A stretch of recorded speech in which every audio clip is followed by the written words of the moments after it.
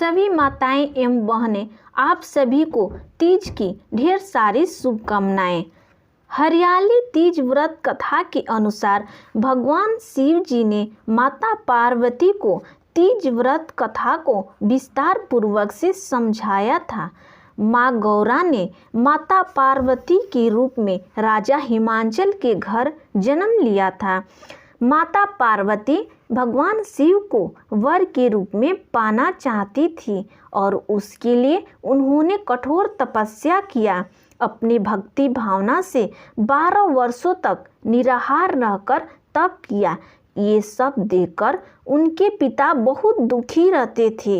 एक दिन नारद जी ने आकर उनके पिता से कहा, आपकी पुत्री की कठोर तपस्या से भगवान विष्णु बहुत खुश हैं और उनसे विवाह करना चाहते हैं।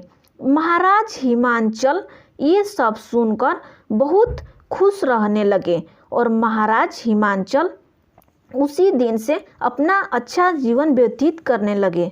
उधर भगवान विष्णु से नारद जी कहने लगे, भगवान महाराज हिमांचल अपनी पुत्री का विवाह आपसे करवा देना चाहते हैं।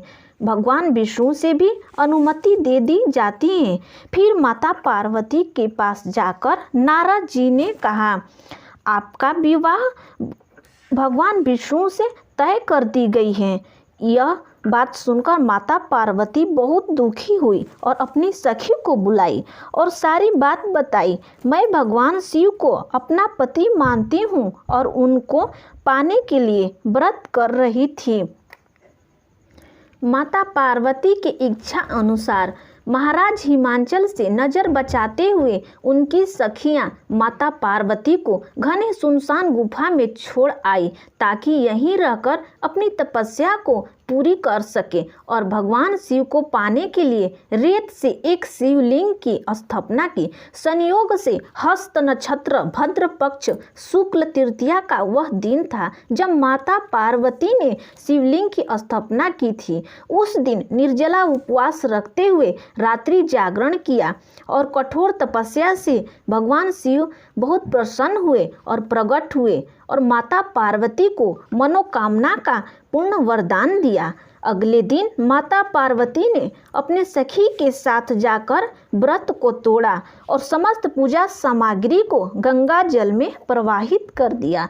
उधर माता पार्वती के पिता महाराज हिमांचल भगवान विष्णु से अपनी पुत्री की विवाह करने का वचन दिया जाने के बाद पुत्री के घर छोड़ देने से बहुत व्याकुल थे।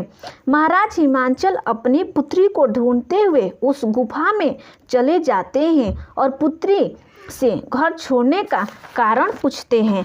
तब माता पार्वती के घर छोड़ देने का कारण बताया और भगवान शिव का घोर तपस्या से मिले वरदान को बारे में बताया। इसके बाद माता पार्वती को पिता हिमांचल ने भगवान विष्णु से माफ़ी मांगी और वे भगवान शिव के साथ माता पार्वती के विवाह के लिए राजी हो गए। कुछ समय बाद भगवान शिव के साथ पूरी विधि विधान से शादी करवा दी। जो महिलाएं इस दिन पूरी विधि विधान से शिवलिंग की पूजा करती हैं, अपनी मनोकामना से श्रद्धा करती हैं, उनकी इच्छा पूर्ण होती हैं। भगवान शिव उनकी मनोकामनाएं पूरा करते हैं और साथ ही साथ उनका दाम्पत्य जीवन में भी खुशी बरकरार रहती है। यही तीज व्रत की कथा है।